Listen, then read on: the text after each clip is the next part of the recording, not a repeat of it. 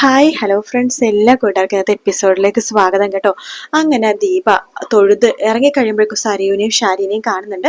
സരിയു ഇങ്ങനെ പറയുന്നുണ്ട്, നിങ്ങളുടെ ഭർത്താവ് റോട്ടിൽ കൂടി അല്ല തിരിഞ്ഞ് നടക്കാണ്, ഒരു നേരത്തെ ഭക്ഷണം പോലും കഴിക്കാനില്ലാതെ നിങ്ങൾ ഉടുത്തൊരുങ്ങി അമ്പലത്തിലേക്ക് വന്നിരിക്കുക, എന്തിനാ ആരെങ്കിലും കാണിക്കാനായിട്ടാണോ എന്ന് പറയുമ്പോഴേക്കും എനിക്ക് അങ്ങനെ നടക്കേണ്ട ഒരു കാര്യമില്ലടി എന്ന് പറയാണ്.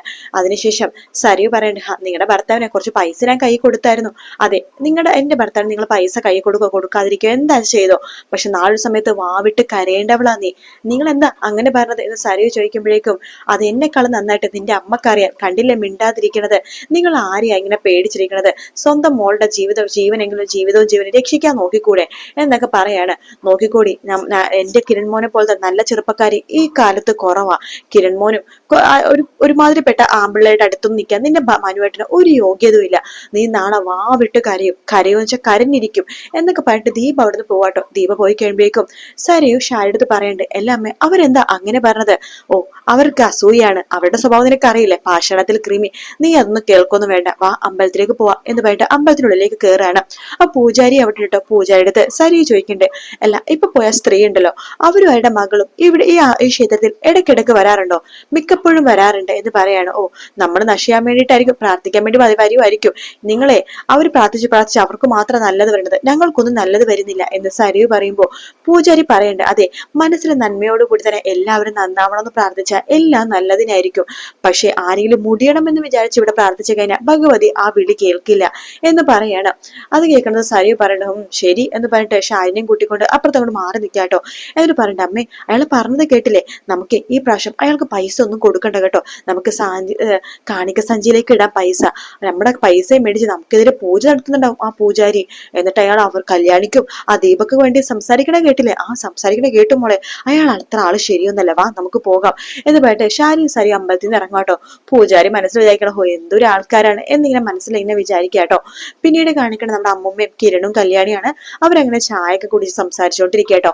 അപ്പൊ അമ്മൂമ്മ പറയണ്ട്, ഈ പ്രാവശ്യത്തെ ഓണം അടുത്ത് വന്നോണ്ടിരിക്കുകയാണല്ലോ, ഞാൻ ഓണത്തിന് എന്തായാലും ഇവിടെ ഉണ്ടാവില്ല മക്കളെ. അതെന്താ അമ്മൂമ്മ എന്ന് ചോദിക്കുമ്പോ, സായാഹ്നത്തിലായിരിക്കും, അവിടുത്തെ അമ്മമാരുടെ അച്ഛന്മാരുടെ കൂടെ ആയിരിക്കും ഓണം ആഘോഷിക്കുന്നത്, അവിടെ നിന്ന് വരുന്നത് ശരിയല്ലല്ലോ, ഓണത്തിന്റെ രാത്രി ഞാൻ ഇവിടെ വരാം. അപ്പൊ കല്യാണി പറയണ്ട, എന്തായാലും അവിട്ടത്തിന് ഗംഭീരമായിട്ടുള്ള സദ്യയാണ് ഇവിടെ ഒരുക്കിയിരിക്കുന്നത്. അപ്പൊ അമ്മൂമ്മ പറയണ്ട, എല്ലാവരും വിളിക്കണേ മോളെ എന്ന് പറയുമ്പോ എല്ലാവരെയും വിളിക്കും എന്ന് പറയാണ്. നമുക്ക് അവിട്ടത്തിന് അടിച്ചു പൊളിക്കാം എന്ന് പറയാണ്. എന്തായാലും അവിട്ടത്തിനാവട്ടെ, എല്ലാരും അടിച്ചു പൊളിക്കുക. ഓണത്തിന് തലേ ദിവസം വരുമ്പോ നമുക്ക് എല്ലാവരും കൂടി എന്നിട്ട് ആഘോഷമായിട്ട് നടത്തണം എന്നൊക്കെ അമ്മമ്മ ഇങ്ങനെ പറയാണ്. അപ്പൊ ദീപ അങ്ങോട്ടേക്ക് വരുന്നുണ്ട്. ദീപ വരുമ്പോ അമ്മമ്മ പറയണ്ട, ആഹാ ദേ അമ്പലത്തിൽ പോയ ആള് വന്നല്ലോ എന്ന് പറയാണ്. അമ്മ ഇപ്പൊ വന്നു, ഞാനിപ്പോ വന്നേ ഉള്ളൂ എന്ന് പറയാണ്. ഞങ്ങളെ ഓണത്തിന്റെ കാര്യമൊക്കെ ഡിസ്കസ് ചെയ്യായിരുന്നു, നീ വന്നിട്ട് പോകാന്ന് വെച്ചിട്ട് കാത്തിരിക്കായിരുന്നു എന്ന് പറയാണ്. ഓണത്തിന് അമ്മ ഉണ്ടാവില്ലേ? ഇല്ല മോളെ, ഓണത്തിന് രാത്രിയെ ഞാൻ വരുള്ളൂ, അവിട്ടത്തിന് ഇവിടെ ഉണ്ടാവും. ഓണം സായാഹ്നത്തിന് അച്ഛന്മാരുടെ അമ്മയുടെ കൂടെയാണ്. അവിടുത്തെ എല്ലാവരുടെ അവസ്ഥ നിങ്ങൾക്കറിയാലോ, മക്കളും മരുമക്കളും അതുപോലെ തന്നെ കൂടെ ബന്ധുക്കളും കൂടപ്പിറപ്പുകളൊക്കെ തള്ളിയ ആൾക്കാരാണ് അവിടെ നിൽക്കുന്നത്. അപ്പൊ അവരൊന്നും ഓണം ആഘോഷിക്കാതെ അവിടെ ആഘോഷിക്കുമ്പോ എനിക്ക് അവരുടെ കൂടെ നിന്ന് ഇവിടെ വരുന്നത് ശരിയല്ലോ എന്ന് പറയുമ്പോ കല്യാണി പറയണ്ട്, അത് അമ്മമ്മ പറഞ്ഞ ശരിയാണ് എന്ന് പറയാണ്. ശേഷം ദീപ പറയണ്ട്, അതെ ഞാൻ അമ്പലത്തിൽ പോയിട്ട് വരുമ്പോഴേ ആ സരയുനെയും ഷാരിനെയും അപ്രതങ്ങളെ കണ്ടായിരുന്നു, എന്നിട്ട് അവരെന്തെങ്കിലും പറഞ്ഞോ? അവര് പറയാ, ഭർത്താവ് റോഡിലൂടെ അല്ലിന് തിരിഞ്ഞ് കീറിയ ഡ്രസ്സ് ഇട്ട് ഭക്ഷണം കഴിക്കാതെ അല്ലിന് തിരിഞ്ഞ് നടക്കുമ്പോ ഞാൻ ഉടുത്തൊരുങ്ങി എന്തിനാ അമ്പലത്തിലേക്ക് വരുന്നത്, ഞാൻ ഉടുത്തൊരുങ്ങി നടക്കാൻ അവർക്ക് പ്രശ്നം എന്ന് പറയുമ്പോ അമ്മമ്മ പറയണ്ട്, ദീപേ നീ അവരെ സൂക്ഷിക്കണം കേട്ടോ, അവര് പ്രകാശനെ കണ്ട സ്ഥിതിക്ക് അവര് തമ്മിൽ എന്തെങ്കിലും ഗൂഢാലോചന നടത്തും, പിന്നെ എന്തൊക്കെ അവര് പറഞ്ഞു എന്ന് പറയുമ്പോ ദീപ പറയുന്നുണ്ട്, പ്രകാശനെ കണ്ടപ്പോ കയ്യിൽ പൈസ എന്തോ കൊടുത്തു ആ സരിയു പറയണത്, ഞാൻ പറഞ്ഞു അവള് പൈസ കൊടുത്ത നാളെ അവളാണ് ദരിദ്രവാസിയാവാൻ പോണേന്ന് പറഞ്ഞു. ആ സമയത്ത് അമ്മ പറയണ്ട്, കിരണെ കല്യാണി നോക്ക്, നിങ്ങൾ നന്നായിട്ട് സൂക്ഷിക്കണം മക്കളെ, ആ പ്രകാശനും ഷാരിയും സരിയും രാഹുലൊക്കെ ചേർന്ന് നിങ്ങൾക്കെതിരെ എന്തെങ്കിലുമൊക്കെ ചെയ്യും, അതുകൊണ്ട് കിരൺമോന്റെ വീട്ടിലേക്ക് കുറച്ച് ദിവസത്തേക്ക് നിങ്ങളൊന്ന് മാറി നിൽക്കേ, എന്തിനാ അമ്മ പേടിച്ച് മാറി നിൽക്കണത്, ഈ വീട്ടിൽ വന്നേ പിന്നെ ഞങ്ങൾക്ക് ഐശ്വര്യങ്ങളൊക്കെ വന്നത്, അതുകൊണ്ട് ഇവിടെ നിന്ന് എവിടെയും മാറുന്നില്ല. അയാൾ രണ്ട് കാലുള്ള സമയത്ത് ഒന്നും ചെയ്തിട്ടില്ല, പിന്നെയാണ് ഒറ്റക്കാലുള്ള സമയത്ത് ചെയ്യാൻ പോണത്, എന്തായാലും അമ്മ അതൊന്നോർത്ത് പേടിക്കേണ്ട, എന്നാലും നിങ്ങൾ കല്ലുമോനൊന്ന് സൂക്ഷിക്കണേ എന്ന് പറയാണ്. എന്നാ ഞാൻ ഇറങ്ങട്ടെ, നീ വരാൻ കാത്തിരിക്കുകയായിരുന്നു ദീപെ, ഇത്തിരി പ്രസാദം തൊട്ടുക എന്ന് പറയാണ്. അങ്ങനെ ദീപ പ്രസാദം നമ്മുടെ അമ്മമ്മക്ക് കൊടുക്കുന്നില്ല. അമ്മമ്മ ശരിയെന്ന് പറഞ്ഞിട്ട് അവിടെ നിന്ന് അങ്ങോട്ട് ഇറങ്ങുവാട്ടോ. അതിനുശേഷം കല്യാണി പറയണ്ടോ, എന്തൊക്കെ പറഞ്ഞാലും അച്ഛൻ എന്ന് പറഞ്ഞ അയാള് ഞാൻ അച്ഛനായിട്ട് കരുതിയിട്ടൊന്നുമില്ല, അയാൾ അപ്പുറത്ത് അവരുടെ കൂടെ കൂടുന്നത് അത്ര നല്ലതൊന്നും അല്ല, എന്നാലും എന്ത് ചെയ്യാൻ പറ്റും, എന്താ ചെയ്തോട്ടെ. എന്തായാലും നാളെ വാവിട്ട് കരയേണ്ടവളാ ഇന്ന് അവിടെ നടക്കണത്. അവൾക്ക് മനോഹരനെ സംശയം എന്തെങ്കിലുള്ള കാര്യം അമ്മയടുത്ത് പറഞ്ഞായിരുന്നോ? അമ്മ എന്തെങ്കിലും അവരുടെ ചോദിച്ചായിരുന്നു. ഞാൻ പറഞ്ഞു മനോഹർ മുങ്ങി താഴാൻ പോണ ഒരു കപ്പലാണെന്ന്. അവൾക്ക് എന്തൊക്കെയോ സംശയം പോലെ തോന്നി, പക്ഷെ വലിയ സംശയമൊന്നും ഇല്ല മോനെ എന്ന് പറയാണ്. ശേഷം കിരൺ പറയണ്ട, എന്തായാലും അവൾക്ക് സംശയമൊക്കെ ഉണ്ടമ്മേ, ഇന്നല്ലെങ്കിൽ നാളെ മനോഹരന്റെ കള്ളത്തരം അവള് തന്നെ കണ്ടുപിടിക്കും എന്ന് പറയാണ്. അങ്ങനെ സരിയും ഷാരി തിരിച്ച് വീട്ടിലേക്ക് വരുമ്പോ സരിയു നേരെ മുകളിലേക്ക് പോവാട്ടോ. അവിടെ മനോഹർ അണിഞ്ഞൊരുങ്ങിക്കൊണ്ടിരിക്കുകയാണ്. നല്ല പുതിയ ഷർട്ട് ഇട്ട് പെർഫ്യൂം ഒക്കെ സ്പ്രേ ഒക്കെ ചെയ്തിരിക്കും, കണ്ണാടിയുടെ മുമ്പിൽ നോക്കിക്കൊണ്ടിരിക്കുകയാണ്. സരിയു ചോദിക്കണ്ടേ, അല്ല മനുവേട്ടൻ എവിടെയെങ്കിലും പോകുവാണോ? ആദ്യം മോളൂ, ഞാൻ പോകുവാണ്, ഒരു സ്ഥലം വരെ പോണം, അത്യാവശ്യമായിട്ട് 1-2 പേരെ കാണണം. അല്ല എന്നൊരു മീറ്റിംഗ് ഉണ്ടോ ഇന്ന്? മീറ്റിംഗ് ഉണ്ടല്ലോ എന്ന് പറയാണ്. അല്ല മീറ്റിംഗ് എവിടെ വെച്ചിട്ടാ? ഒരു ഹോട്ടലിൽ വെച്ചിട്ടാ. എന്താ മോളു? അല്ല മീറ്റിംഗ് ഞാനും വന്നോട്ടെ? അയ്യോ മോള് വന്നാ കൊച്ചിനാര് നോക്കും? കൊച്ചിനെ എടുക്കാം. അയ്യോ അത് ശരിയാവില്ല മോളു, പിന്നെ ഞാൻ നിങ്ങളുടെ പുറകെ നടക്കേണ്ടി വരും. നിങ്ങൾ ഇവിടെ തന്നെ നിന്നാ മതി, ഞാൻ മീറ്റിംഗ് കഴിഞ്ഞ് പെട്ടെന്ന് വരാം എന്ന് പറയാണ്. ശേഷം മനോഹർ മനസ്സിൽ വിചാരിക്കണം, ഇവൾക്ക് എന്തോ സംശയം ഉണ്ടല്ലോ എന്ന് വെച്ചിട്ട് മനോഹർ സരിയുവിന് ഒരു ഉമ്മയൊക്കെ കൊടുത്തിട്ട് അവിടെ നിന്ന് അങ്ങോട്ട് പോകുവാട്ടോ. സരിയു ഇങ്ങനെ മനോഹരനെ നോക്കിക്കൊണ്ടിരിക്കുകയാണ്. അങ്ങനെ മനോഹർ നേരെ അവിടെ നിന്ന് ഇറങ്ങുന്നുണ്ട്. മനോഹറിന് തൊട്ടു പിന്നാലെ സരിയും പോകുന്നുണ്ട് കേട്ടോ. ഷാരി അത് കണ്ട് ചോദിക്കണ്ടല്ല, മോളെ നീ എങ്ങോട്ടേക്കാ പോണത്? ഞാൻ പുറത്തുവരെ പോവാ.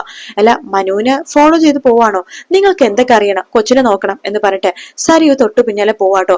മനോഹർ അങ്ങനെ കാർ എടുത്ത് പോണ സമയത്ത് തൊട്ടു പിന്നാലത്തെ കാറിൽ തന്നെ സരിയു പോകുന്നുണ്ട്. സരിയു ഡ്രൈവറിനോട് പറയുന്നുണ്ട്, അതെ നിങ്ങൾ അയാളെ ഫോളോ ചെയ്ത് പോണ പോലെ അയാൾക്ക് തോന്നരുത്, അയാളുടെ വണ്ടി പോയിട്ട് നമുക്ക് പോകാം എന്ന് പറഞ്ഞിട്ട് മനോഹറിന്റെ വണ്ടി പോയി കഴിഞ്ഞിട്ടാണ് സരിയുടെ വണ്ടി പോണ കേട്ടോ.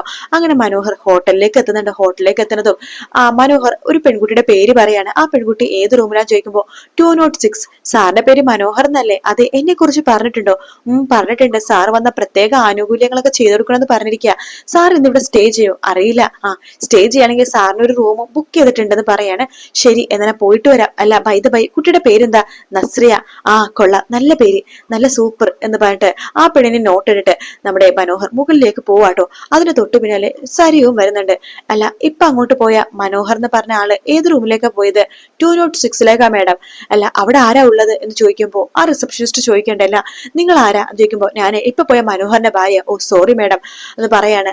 206 ഇവിടുന്ന് മുകളിൽ നിന്ന് 2ാമത്തെ നിലയാ മാഡം. ശരി എന്ന് പറഞ്ഞിട്ട് സരിയു നേരെ ലിഫ്റ്റിലേക്ക് പോവാട്ടോ. ലിഫ്റ്റിൽ പോയിട്ട് കുത്തുമ്പോഴേക്കും ലിഫ്റ്റ് പെട്ടെന്നൊന്നും നിലത്തിറങ്ങി വരുന്നില്ല. മനോഹർ 206 ഇങ്ങനെ ബെല്ലടിച്ചുകൊണ്ടിരിക്കുകയാണ്. പക്ഷെ ആരും വാതിൽ തുറക്കുന്നില്ല കേട്ടോ. ഇവളെന്താ വാതിൽ തുറക്കാത്ത? കുളിക്കുക എന്തെങ്കിലും ആയിരിക്കും എന്ന് പറഞ്ഞിട്ട് മനോഹർ വീണ്ടും ബെല്ലടിച്ചുകൊണ്ടിരിക്കുകയാണ്. സരിയു ആണെങ്കിൽ സ്റ്റെപ്പ് വഴി കയറി പോകാണ്. ലിഫ്റ്റ് വരുന്നുമില്ല, അതുകൊണ്ട് സ്റ്റെപ്പ് വഴി കയറി പോകാൻ വേണ്ടി തീരുമാനിക്കുകയാണ്. അങ്ങനെ സ്റ്റെപ്പ് വഴി കയറി പോകുമ്പോഴേക്കും മനോഹർ പെട്ടെന്ന് സരിയുവിനെ കാണുന്നുണ്ട് കേട്ടോ. മനോഹർ വേഗം അവിടെ നിന്ന് ഓടി മറഞ്ഞു നിൽക്കുവാണ്. സരിയു ആണെന്നുണ്ടെങ്കിൽ അവിടെ ഇവിടെ കല്ല് തന്നെ അവസാനം 206ലേക്ക് എത്തുന്നുണ്ട്. അങ്ങനെ 206 എത്തിയ സരിയു അവിടെ പോയിട്ട് ഇങ്ങനെ ബെല്ലടിച്ചുകൊണ്ടിരിക്കുകയാണ്. ആരും വാതിൽ തുറക്കുന്നില്ല. ഇതെല്ലാം ഒളിഞ്ഞു കണ്ടോണ്ടിരിക്കട്ടോ മനോഹർ. സരിയു വീണ്ടും ബെല്ലിങ്ങനെ അമർത്തിക്കൊണ്ടിരിക്കുകയാണ്. മനോഹർ ആണെങ്കിൽ സരിയുവിനെ ഇങ്ങനെ പേടിച്ച് ഒരു മൂലക്ക് നിൽക്കുന്ന ആ ഒരു ഭാഗത്തോട് കൂടിയിട്ടാട്ടോ എപ്പിസോഡ് തീരുന്നത്. വീഡിയോ ഇഷ്ടപ്പെടാണെങ്കിൽ ലൈക്ക് ചെയ്യാനും സബ്സ്ക്രൈബ് ചെയ്യാനും കമന്റ് ചെയ്യാനും മറക്കല്ലേ. മറ്റൊരു വീഡിയോ ആയിട്ട് വീണ്ടും കാണാം ഫ്രണ്ട്സ്. Take care. ബൈ.